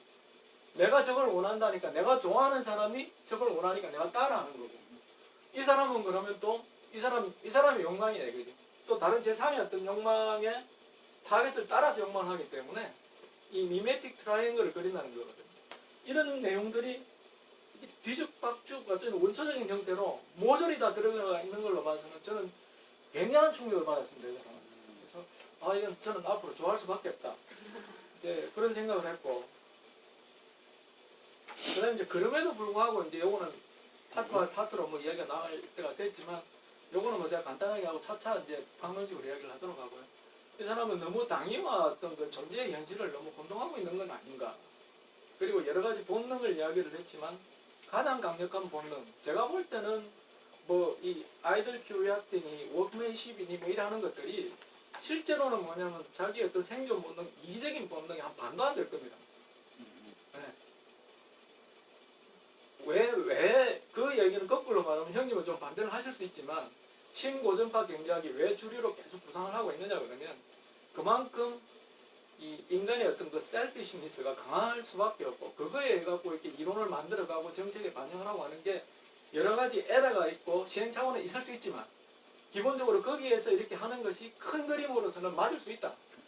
그 다음에 이게 너무 어떤 여러 가지 부작용이 나게 되면 소위 말하는 이 하나의 안티테제로서 비주류 경제학이나 도스타인 비블린의 생각을 우리가 가져와서 옆에서 바르게 가게끔 이렇게 치기도 하고 이렇게 할 수는 있지만 도스타인 비블린의 이 생각을 근거로 해갖고 정책을 세우고 이 자본주의 사회를 이끌어가기에는 내가 볼 때는 나중에 이게 너무 큰 어떤 그게 있는 게 아닌가 에러가 있을 수 있는 게 아닌가 그 정도 선에서 박수. 아니 우리가 상태형이 밴드에 올린 글을 보면 그 글을 보면서도 수준을 생각했지만 어렵다. 야 말로 하니까 훨씬 더 깊이 있고 뭐 이게 그냥 툭툭툭 나오는 게 근데 엄청 많이 글을 쓸 때도 보면 제가 그 느낌이 공부해서 쓰는 게 아니고 그냥 생각을 그냥 쓱 쓰는 거거든요. 그러니까 지금처럼 쑥 나오는 것 같아요. 그리고 두 분 패널들 말씀드리니까 어떤 장점이 있냐면은 제가 읽었던 책의 관점과 전혀 다른 시각에 조명할 수 있게 돼서 이 책에 대한 깊이나 이런 폭들을 훨씬 더 깊이 있게 만들어서 감사합니다. 훨씬 더 감사합니다. 다시 한번 제가 정말 위대합니다. 이 멋진 패널들 제가 이렇게 초대했다는 사실이 박 선배님 뭐한 3분의 1은 이해되는데 상태는 3분의 죄송합니다. 3분의 2 3분의 1 나도 많이 이해 못한다니요. 많이 들어봤네. 좀 신기하게 해주셨다. 공부도 이해할 수 있어요. 이상태 씨 내용 보면은 분명히 한 반 이상 한 60, 70%는 대부분 애들 그렇게 뭐 이론이 틀렸다 맞다가 아니라 조금 이 거기에 소득주도 성장이란 게 기본적으로 이제 아까 얘기한 제도 경제학 안에 베블렌이 그래서 내가 처음에 그 하나 그림 보였죠. 자이언트들 얘기했죠, 그죠? 그러니까 베블렌이 있고 케인즈가 있고 슈페트가 있는데 이게 포스트 케인즈 경제학이거든요. 그러니까 포스트 케인즈안의 이론인데 이게 제도 경제학 결합돼 있어요.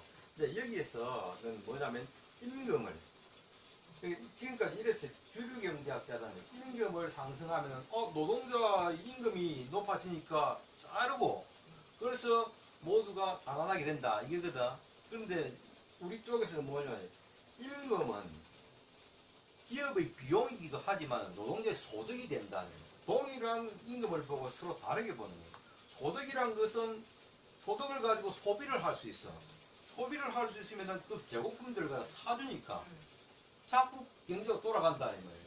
지금 우리나라 경제나 그 다음에 1930년대 불황이 온 것은 불황은 우리가 덜 만들어서 불황이 온 것이 아니라 너무 많이 만들었는데 사주는 놈이 없어서 그런 거야.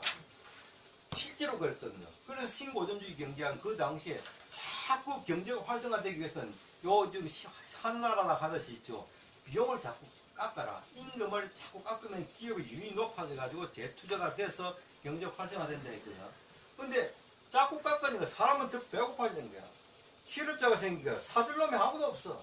이래 된 거예요. 그래서 이제 거기서 뭐가 이제 문제냐면은 신고전주의가 얘기하는 것처럼 임금을 깎아서 사회적 기업의 이익을 갖게 하고 기업의 이익이 사회의 이익으로 환원된다는 논리였는데 사실은 내부인에 얘기한 거에 보면은 뭐라 됐냐면은 기업가들이 돈을 많이 벌어도 그게 사회로 환원되지 않더라.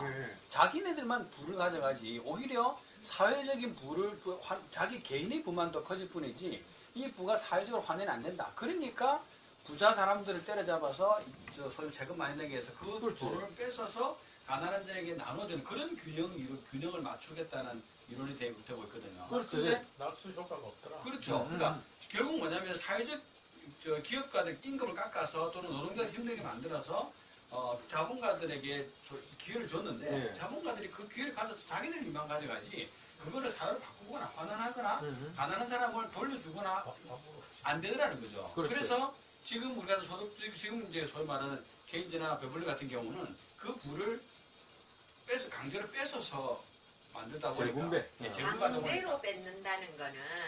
강제로 뺏는다는 거는 세금이잖아요. 그렇죠. 근데 그렇게 안 하고 네. 어떻게 했느냐면 그래서 내가 그 전에 그 노무현 때는 이 반발이 너무 심했어요. 그렇게 뺏는다는 느낌이 있었어요. 예. 그러니까 그분이 성격이 너무 강하다 보니까 이제 빨리 이제 성과가 나오려면 뭘 빨리 해야 되니까 그렇게 된 건데 이 대통령은 조금 찐득한 사람인 것 같아요. 그래서 소득으로 간 거예요. 그러니까 소득은 어떻게 올려줬느냐면 소득 최저임금 그쪽 편을 올려주면서 지원을 했어요. 최저임금을 올려주는 사람의 그 기업 또는 뭐 자영업자 이게 지원을 했어요. 지원을 하면서 올려줘라. 그러면서 거기다가 또 제도를 붙였지. 제도를 붙이면서 이제 소득의 수준을 높여주는 거예요. 그래가지고 이제 살 수 있도록 그게 이제 기본인데 그건 오래 걸린다는 단점이 있는 그렇죠. 거야. 그러니까 우리나라 사람들이 못 기다려 잘. 이게 막 끓는 성격이 있어가지고 못 기다려갖고 지금 문제가 일어난 거예요. 뺏는 게 아니에요. 근데 이제 뺏는 거 시작했어요. 종부세 시작했거든요. 근데 종부세를 시작할 때 홍보가 부족했어 저번에. 그러니까 이번에 그걸 알았어. 그래서 지금 연지를 국회로 보내야 돼. 그래갖고 홍보를 많이 했어요. 그래가지고 그걸 낮췄어 또. 그러니까 그때는 어느 수준 좀 낮은 데부터 시작했거든요. 근데 이걸 탁 높이면서 그러고 또 서울 집값이 많이 오르게 됐어. 그래갖고 그 부분을 또 처음에 어떻게 했느냐면 대출을 팍 땡기면서 그 종부세 한 전에 대출을 빡 쪼으면서 다 임대소득으로 가라. 임대소득으로 가라. 그 가라 안 가면 나중에 종부세 때린다고 미리 막 했어. 그러니까는 갈 사람 갔어. 갈 사람 가고 그 다음에 이제 거기서 이제 못 간 사람들 이제 너가 남았으니까 이제 한다 이렇게 하고 단계적으로 그게 이제 시작하는 거예요. 이제 종부세 시작했거든요. 종부세는 해야 돼요. 너무 이게 격차가 심하기 때문에 뭐 우리는 많이 해당 가서 사항이 보지 없어가지고 그런지 개념이 몰라도 없어서. 그렇게 하면서 그게 이제 위에 거를 뺏어서 이제 이거를 어디로 줄 건가? 그 지금까지 일자리 안정자금, 그 다음에 이제 그 해고된 사람한테 돈 주는 거 있잖아요. 그것도 약간 올렸거든요. 그래갖고 거기다가 그 임신하고 나면 그거, 그 다음에 이제 또 이제 육아 휴직 할 때 또 그 돈이 많아요. 옛날보다 훨씬 많아. 그래서 나는 조금 변칙이긴 하지만 우리 직원들 이제 그 가격 이제 나는 그 전에 좀 더 올려줬어. 이렇게 하고 이게 소득이 높아지니까 차를 사고 차를 바꾸고 너무 기분이 좋은 거야. 그렇게 하고 물론 나는 뭐 좀 나가지만 그죠? 그렇게 또 오래 있었는데 일자리 안정자금이 들어와. 또 들어와. 이거 생각 안 했는데 들어오네. 들어오고 또 그러면서 그 앞에 밑다짐을 뭘 했느냐면 그 카드 수수료 낮춰줬어요. 한 100만 원.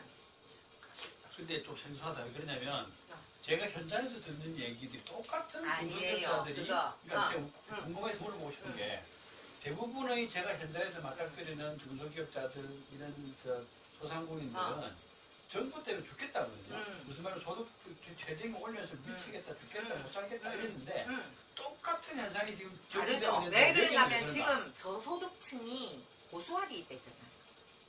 자기가 믿는 그게 있어요. 그러니까 자기가 찍은.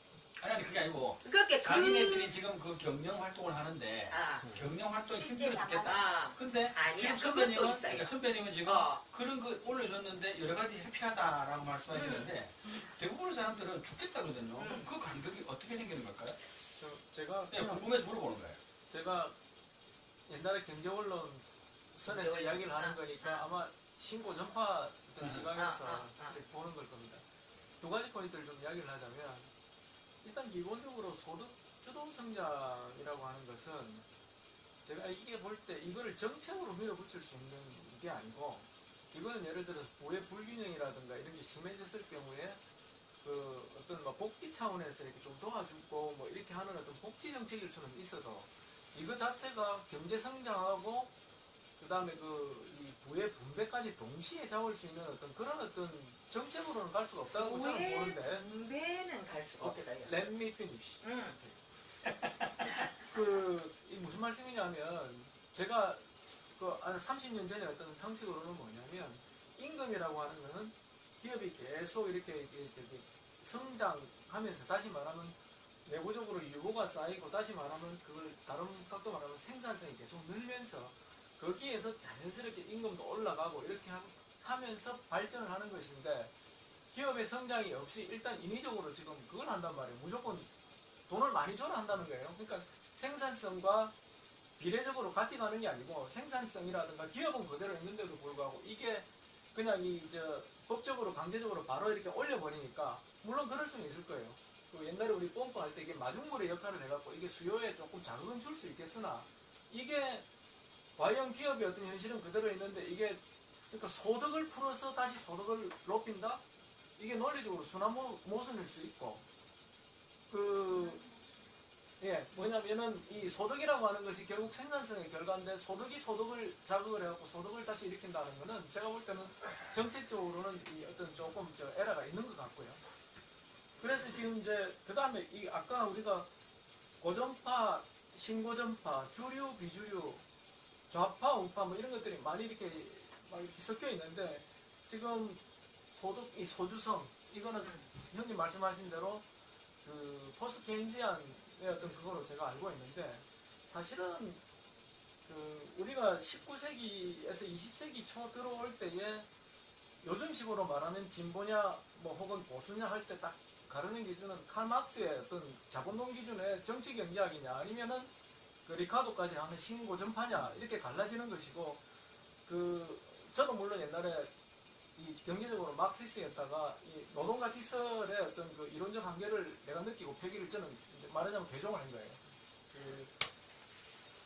유명한 그 전환의 문제가 있습니다. 가치가 가격으로 어떻게 전환되느냐 하는 건 칼 막스는 꼬불꼬불하게 목에 땀나도록 설명을 하지만 오카미 매누날이라고 하는 게 간단한 게 좋은 거예요. 간단하게 수요와 공급으로 결정된다고 하는 걸 간단하게 이야기를 못하고 꼴꼴꼴꼴 도는데 정확하냐면 그렇지도 않거든요. 그래서 내가 칼막스에서 내가 손을 빼고 나왔는데 칼막스라고 하는 걸 전제를 이렇게 딱 놓고 보면은 사실은 칼막스에서 케인즈, 칼막스에서 비블렌 그 사이는 칼막스 입장에서 보면은 그렇게 비블렌이나 케인즈나 이 사람들도 사실은 진보냐 그렇지 않습니다. 그러니까 우리가 볼 때는 신고전파의 어떤 입장이나 그 다음에 비블렌의 입장이나 혹은 뭐 이런 것들은 과거의 정통적인 입장에서 보면 어떻게 보면 여전히 부르주아 경제학일 수 있고요. 약간의 어떤 이 삐딱선은 약간 타지만 부르주아 경제학일 수 있고 여전히 그 아까 형님 말씀하신 대로 30년대 40년대 해가지고 60년대 70년대까지 이렇게 잡을 수 있어서 주류 비주류는 없을 수 있다는 말씀은 맞지만 기본적으로는 이거는 이 부르주아 경제학의 어떤 같은 라인을 타고 있는 어떤 사상인 겁니다. 그 다음에 그 소득주도 성장이라고 하는 거는 신고전파적인 어떤 생각에서 보면 이거는 제가 볼 때는 소득을 만들기 위해서 소득을 올린다는 것이 제가 볼 때 이건 논리적인 모순일 수도 있고요. 기업의 어떤 성장이 없이 바로 이렇게 준다는 것은 기업에 부담만 줄 수 있는 것인데 그걸 버틸 수 있는 기업들도 있을 거예요. 아마. 그럼에도 불구하고 우리 동네에 뭐 여러 가지 어떤 CBS나 이런 데 보면은 많은 어떤 해고가 일어날 수도 있고요. 제가 한 28년간 이 책에서 말하는 비즈니스 섹션의 어떤 첨단이라고 하는 금융기관에 있었는데요. 그러다 보니까 여러 가지 소기업체를 사장하고 이렇게 방문을 많이 하거든요. 제가 그 재무 분석부터 하고 업체 분석을 하면서 사실은 나온 게 한 15년을 보냈습니다. 이렇게 보냈는데 현장에 가보면 소득주도 성장에 의해 갖고 이게 베네핏을 받는 어떤 클래스는 따로 있어요. 이게. 제가 느낀 어떤 그 현장에 있는 거는 뭐냐면 그 클래스들은 뭐냐면 산업 노동자들 쭉 이렇게 오잖아요. 그 사람들 지금 기본적으로 이렇게 이 최저임금의 그 혜택을 받거든요. 이 사람들 받아가지고 한국에서 돈을 써서 돌리느냐 하면 절대 그러지 않습니다. 벌벌벌 떨면서 다 해가지고 다 그냥 자기 나라로 송금을 해버리거든요. 그러니까 좋은 어떤 제도의 혜택을 노동자 말씀하시는 그렇습니다. 네. 이제 그 가만히 있어. 지금 이게 지금 상식선에서 자꾸 얘기를 하고 내가 개입을 하지 않으면은 이 상식을 그대로 좀 들고 갈 판이야. 위험한 거든. 일단 끝내시고 그다음에 이거 좀 정리를 해야 되는데 저는 그래서 소득주도 성장 이런 식으로 들고 가면 안 된다. 보겠습니다. 소득주도 성장이라고 하는 거는 지금 이렇게 보면 기본적으로 그 좋은 의도에도 불구하고 선한 의도가 선한 결과를 낳지 못하는 아주 대표적인 어떤 정책의 실패라고 저는 보는데 그 실패의 원인이 뭐냐 그러면 성장이라고 하는 거에 어떤 본질을 단순하게 합해 올려갖고 돌려갖고 되는 것이 아니라 실제로 계속 축적이 되고 그 축적의 양상이 바람직한 것이냐 아닌 것이냐 하는 거에 논란이 있을 수 있지만 기본적으로 기업이 생산 차원에서 계속적으로 이렇게 성장이 되면서 그게 분배로 가야 되는 것이지 그게 없이 바로 이렇게 성장을 인위적으로 이렇게 마중물 넣듯이 해갖고는 한계가 있다. 저는 그렇게 생각합니다. 대표적인 신고전파네. 오케이. 그거 하나 얘기하면은 여기서 이제 우리가 주장을 들었습니다. 그러면은 다시 한번 말씀드리는데 우리가 여기서 얘기할 때 현 정부의 옳고 그름 또는 좌우에 이거 아니고 그냥 우리가 이 이론에 대해서 얘기하는 거야. 예를 들고 하는 거니까 오해 없이 진행될 수 있게끔 부탁드리겠습니다. 근데 중요한 거는 이제 지금 이 시대잖아요. 지금 그렇지 않습니까? 포인트는. 근데 네. 옳다 그렇다 뭐 틀렸다 맞다가 아니라 얘기하고 싶어서 하니까 치우치지 말고 그러니까 이게 정치적인 의미로 들어가서 해석되거나 하는 그거는 주장을 하지 않도록 꼭 부탁을 드리겠습니다. 그런 점에서 예. 그러니까 이게 너무 지금 많아가지고 할 말을 하고 싶은데 오늘 막 하루 종일 내가 다 얘기를 하겠는데 다 못하니까 억울한데 일단 내가 우리 그 이상태 후배 이게 얘기가 전형적으로 이제 이렇게 마르크스에서 전향한 사람의 구조적인 그러니까 마르크스에서 전향하면 됐죠. 이게 바로 이제 신고전주의로 가게 돼 있어요. 심재철이네 심재철. 신고전주의라든지 아니 하태경이었다. 김문수 하태경이 아니 내가 왜냐면 내가 그 한국에 있을 때는 신고전주의 경제학만 했었다는 거죠. 그렇죠. 이 독일에 가가지고 석사 과정까지도 막 그거 엄청 대학원에서 하다가 내가 브레멘 대학이 이제 그 독일의 유명한 좌파 대학이에요. 네, 거기에서 가가지고 완전히 마르크스만 한 거야. 그래서 내가 이 양자를 정확하게 아는데 이게 이제 왜 내가 제도경제학을 하느냐 하면은 제도경제학이 이제 마르크스는 진보 측에 아까 얘기 잘했어요. 진보예요. 근데 이 마르크스가 있죠. 대안이 없어요. 이거는 혁명의 경제학이고 아무것도 할 수 있는 게 없어요. 그냥 비판의 학문으로서 굉장히 클리어하고 아름다워요. 미학적으로 아름다워요. 근데 사람들이 미학적으로 아름다우면 그걸 학문의 찔이라 생각하는 것이 문제인 거라. 학문은 기본적으로 누추한 거예요. 특히 사회과학이라는 것은 남루하고 누추한 그 자체가 바로 과학이에요.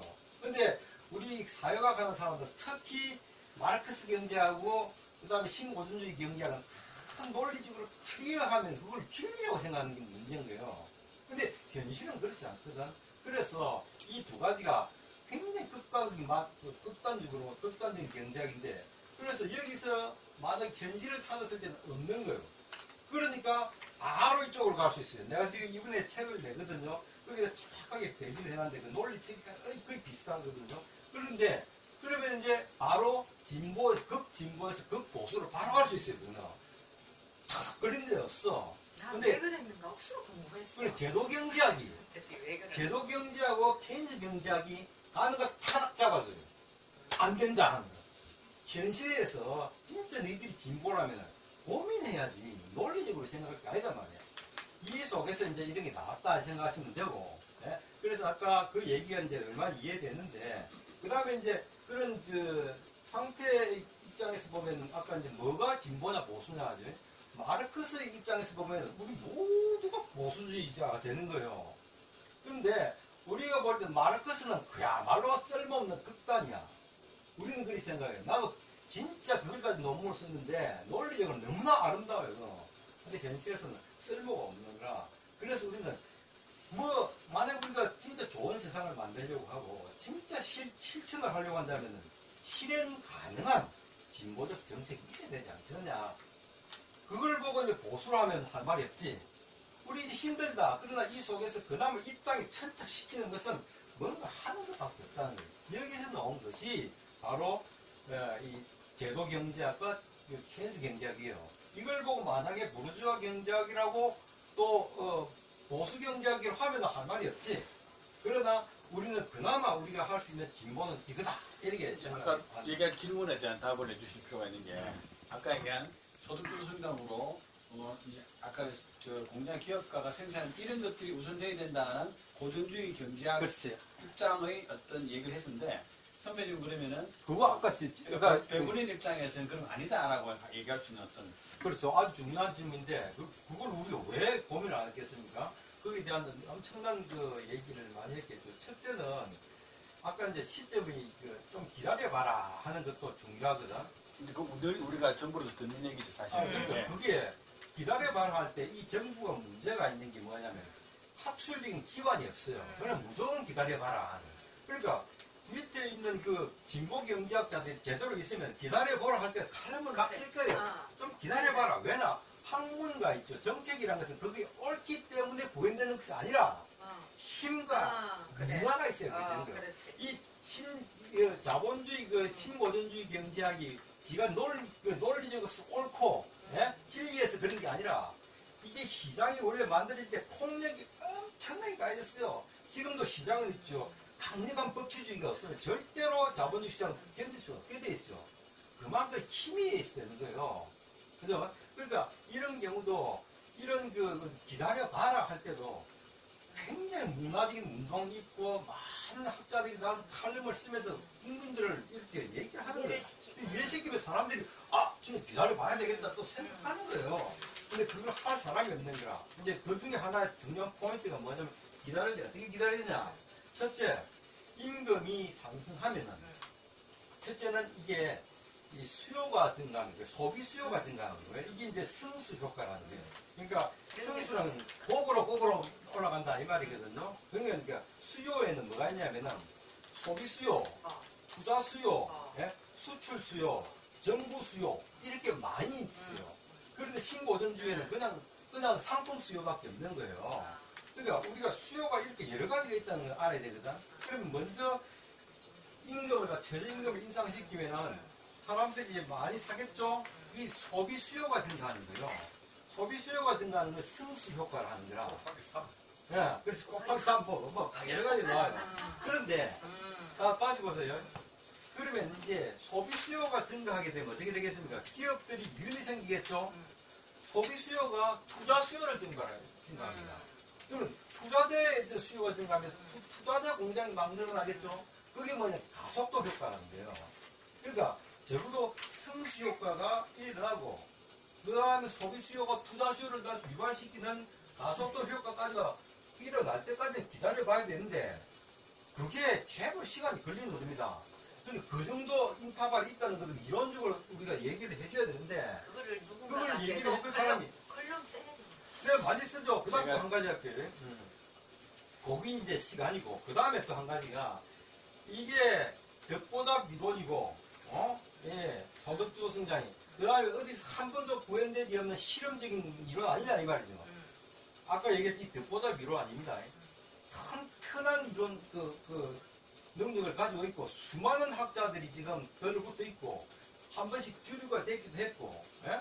지금도 거기서 지금 노벨 경제학상이 뭐냐면 주류 경제학의 가족 잔치거든요.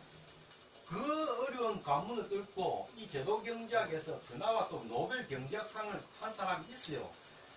갈브레이스, 뮤르달, 아마르티아 센 이런 사람들이 바로 이 제도 경제학이요.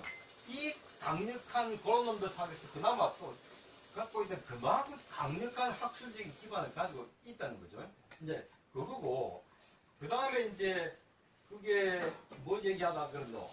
그 다음에 또 한 가지 그래서 덕보답 이론이 절대 아니라는 거.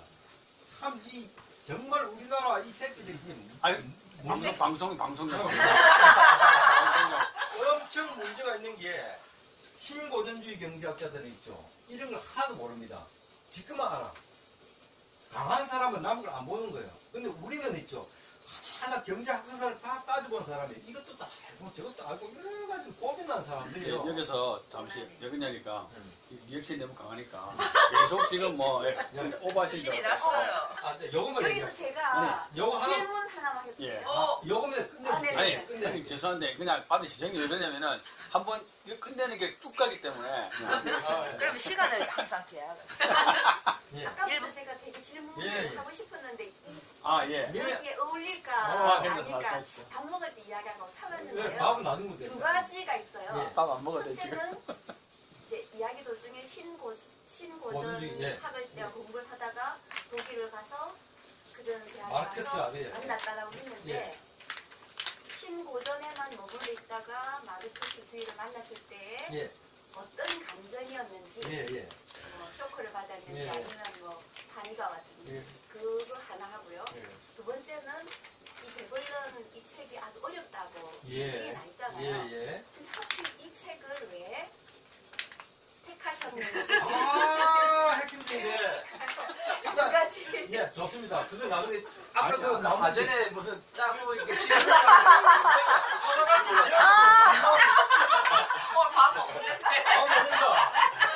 일단 아까 그거 덕보잡 이론이 아닌 거 알겠죠? 덕보잡 이론 아니면 그 다음에 실험적이다 하는데 사실 보십시오. 우리나라 GDP에서 차지하는 사회복지 비율이 11.1%밖에 안 되거든요. OECD에서 거의 꽁대예요. 그런데 내가 공부한 유럽을 보십시오. 그 수많은 OECD 국가들이 있죠. 거의 30%대예요. 그건 뭐냐면은 그게 바로 소득주도 성장이 그야말로 수십 년 동안 딱 자리를 잡은 거예요. 그거는 포스트 케인지안의 경제학이 없으면 그거 절대로 안 되게 돼 있어요. 그걸 보고도 실험적인 거라고 그런 나라들이 못 삽니까? 얼마나 잘 삽니까? 그렇게 해도 잘 삽니다. 프랑스에 있는 공부하는 우리 조영희 후배가 2002학번에 그 친구가 우리 경제 콘서트에 대해서 관심을 가져서 얘기하는 것 중에 댓글 중에 어떤 게 있냐니까 자기가 얘기하다 보니까 한국에서는 52시간 때문에 첨예하게 대리가 온다. 그러니까 그 프랑스 사람 하는 얘기가 뭐라고? 52년? 니네 그렇게 하고 어떻게 살아? 라는 얘기를 하더라는 거예요. 저 깜짝 놀랐다는 거예요. 그런 부분에 대해서. 그 다음에 우리 옛날에 저 스페인에 가서 밥 해먹고 하는 것처럼 뭐 텔레비 무슨 프로그램 있잖아요. 그 뭐 스페인 가서 요리하고 뭐 밥 먹이고 하는 거. 그 프로그램 보니까 밥 먹으러 온 사람들이 뭐라고 둘이 얘기하냐면은 이 사람들 한국에서 온 요리사들이래 이렇게 쭉 얘기하면서 한국에 대한 얘기를 하는데 한국 참 좋은 나라지 뭐 쭉 얘기하다가 뭐라고 얘기하냐면은 그렇지만 난 한국에 가서 살기 싫어. 왜? 그러니까 거기는 죽도 일만 한대. 그 얘기를 거기서 죽도 하는 거예요. 그걸 들으면서 아 우리나라 일을 많이 하긴 하는구나. 중요한 거 형님. 아까 얘기한 것처럼 형님이 얘기한 그런 논리나 상태형이 얘기한 다 대립하고 있는데 그 현실에서 뭐가 이제 고민이 되냐면은 일단 이것부터 짚읍시다. 우리 사회가 지금 있죠. 여전히 저임금 성장을 가지고 성장할 수 있다고 봅니까? 이미 시대 착오들이에요. 되지도 않는 거고 계속 배 올려가지고 성장한다? 성장 못합니다. 그러니까 서구 사회도 그래가지고는 도저히 성장이 안 되겠다는 거예요. 배 올려서 성장하는 거, 기업이 그래 성장하면 되는 게 아니라는 거죠. 우리는 지금 이미 이제 희소성의 시대가 아니라 풍요의 시대에 온 거예요. 그걸 알아야 돼요. 우린 지금 자꾸 희소하다, 모자란다, 더 만들어내자 하는데, 아까 했죠. 못 만들어서 우리가 가난한 게 아니라, 많이 만드는데 썩어 작가지고 있는 게 더 문제인 거야. 그러니까, 기업들은 기본적으로 이직이기 때문에, 그걸 생각을 못 하는 거죠. 그죠? 지도 알아요. 남 회사의 노동자가 부자가 되면 지껏 사주는 거 알아. 근데 지껏은 못 주겠다. 이게 이제 기업이거든. 그러니까 그것을 커버하시는 공공의 영역이 필요하고, 그래서 국가가 필요하고, 예? 근데 국가가 그걸 하려니까 잘 안 된다 아닙니까? 결국 시민들이 노동자가 확 힘을 이제 보태줘야 되는데, 이게 아까 우리나라 시민들과 노동자들이라는 것은 무지하게 이기적이라. 그런데 이제 아까 얘기했죠. 우리의 그 제도에서 중요한 게 이 사회의 문화, 연대의식이다. 이런 것이 굉장히 중요한 거라. 그쪽은 기독교 문화가 아주 강하다든지 이래가지고 연대의식이라든지 아주 뿌리가 있어요. 그러니까 예를 들어 세금을 내도 있죠. 물론 세금 내기 싫지. 그러나 이 세금이 결국 내 자신만의 내 월급이 내 자신만의 노력으로 낸 것이 아니라 사회 전체에 결합된 거. 아까 잘 지적했죠. 데블렌이 기술은 사회적 자산이다 이 말이에요. 사회적 자산을 한 놈이 가져가면 안 된다는 거예요. 공유, 원래 공유해야 그게 정상이에요. 원래 공유를 해가지고 같이 이렇게 먹는 게 정상인데 요 놈들이 몇 개 가져가는 게 잘못된 거 아니에요. 그러니까 기본적으로 있죠. 그냥 도덕적으로만 우리가 나눠 먹자는 것이 아니라 경제학 이론적으로 이미 사회적 가치, 개인적 가치가 전혀 아니거든. 이런 그 이론도 발전돼 있고, 그 다음에 그것들은 이제 기본적인 자기들이 가치가 도덕성, 정의론, 이런 것들이 잘 깔려 있으니까 그나마 수용이 되는데, 우리나라는 어찌된 파인지 이게 이렇게 지금 엉망이 돼 있는 거예요. 이제 그게 나는 이제 아까 신고전주의 경제학 그 문화가 이걸 아무도 경제학을 안 배웠어도 그걸 전부 그렇게 생각하는 거예요. 왜? 이게 하나의 문화가 되어버렸어요. 전부 그 문화. 그 문화를 여기서 극복하지 않으면 안 되는 거지. 그래서 아까 왜 그렇게 됐는가 할 때 이 문화 운동도 상당히 필요하다는 거예요. 저는 생각이 어차피 오늘 신고전학 오늘 얘가 비주해. 일단 제가 칼막스에서 전향을 했다. 그 저장료를 잘 안 써요. 전향을 했다는 것은 가족들이 있는 게 아니고 하태경이나 김문수처럼 정신이 헷갈려하고 그런 게 정신이 아니, 하태경이가 정신이 헷갈리는 게 아니라 지금 믿어. 좀 방향이 방송인인데 굉장히 방송 특정인을 이렇게 제가 그렇게 하는 이유는 뭐냐면 거기에 이론적인 형님은 이론이 굉장히 아름답다고 했는데 저는 이론적인 측면에서 이거는 건널 수 없는 이론이구나 하는 걸 느끼고 이제 그러니까 형님 아시겠지만 그 돌아가신 정은영 선생이 쓰신 그 노동가치 이론 연구라고 하는 그 책이 있지 않습니까? 거기에 노동가치 이론에 이 말하는 이 재화나 모든 가치의 어떤 근거가 사람의 노동에서 나온다는 건데 아담 스미스부터 나오는 이야기인데 그거를 좀 더 깊이 공부하기 위해서 그 책을 보다가 의외로 거기에서 제가 이게 방법이 잡혀갖고 이건 아니다 하면서 그다음부터 나왔어요. 나오는데 그래서 이제 그 이론의 어떤 그걸 발견했기 때문에 나왔는데 그렇다고 해서 이제 김문수나 뭐 그런 사람 저는 김문수를 특히 가장 경멸합니다. 그 사람이 잘 아시겠지만 우리 86년도가 5.3 인천 사태 때 제주 때 복학 3학년인가 그랬어요. 거의 해방부 만들고 뭐 이렇게 그 추동하고 이렇게 할 때 강목 들고 극렬 그야말로 이게 이 익스트림이었거든요. 그런데 이게 어느 한순간에 이렇게 확 돌아갔을 때 그 내가 볼 땐 그래 정신이 혼미하다고 보는 것이 내가 이론적인 비판을 해갖고 나와갖고 이래 하는 것이 아니라 김문수 전 옛날에 강철 김영환이든 이런 사람들의 어떤 그 신념이 이렇게 확 바뀔 때는 그렇게 될 수 있으나 변절자가 돼버렸다. 저 나름대로는 뭐냐면 이론의 어떤 그 비판을 통해 갖고 나왔기 때문에 제가 그 사람들하고 동일 선상에 있을 건 아니라는 거예요. 그렇지 않습니다. 그 다음에 이제 아까 정책적인 말씀에서 형님이 말씀하신 것 중에 저는 우선 그게 궁금해요. 포스트 케인지아의 경쟁이라는 것 자체가 지금 우리는 소득주도란 말을 쓰지만 사실 임금주도 성장이라는 임금주도. 보인스 포스트 케인지안 경제학이 임금주도 성장과 완전히 이꼴이 되느냐 그렇지 않죠. 아니에요. 뭐냐면 포스트 케인지안의 어떤 그 이념화에서 그 여러 가지 거기도 학파가 있고 그 중에 하나가 아마 임금주도 성장이라고 하는 어떤 정책 내지는 뭐 이론일 수 있는데 임금주도 성장을